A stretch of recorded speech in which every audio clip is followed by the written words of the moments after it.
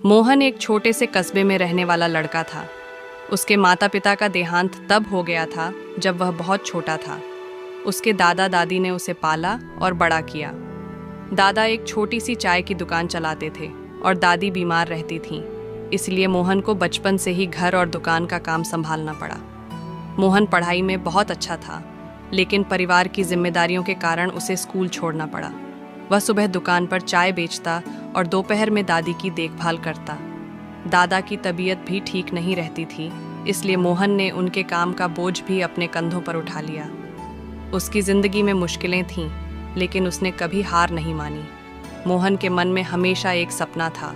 वह चाहता था कि उसकी अपनी एक बड़ी चाय की दुकान हो, जहां लोग सिर्फ चाय पीने नहीं बल्कि समय बिताने और बातें करने आए।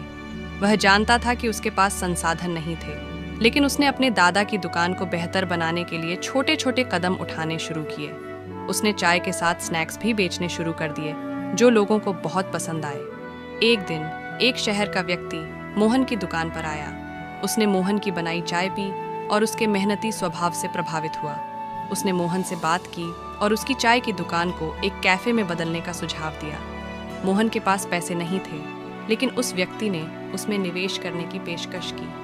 मोहन ने इसे अपनी जिंदगी बदलने का मौका समझा और पूरी मेहनत से काम करना शुरू कर दिया। मोहन ने दुकान को एक छोटे से कैफे में बदल दिया, जिसमें उसने चाय के साथ कई तरह के स्नैक्स और हल्के खाने की चीजें जोड़ी।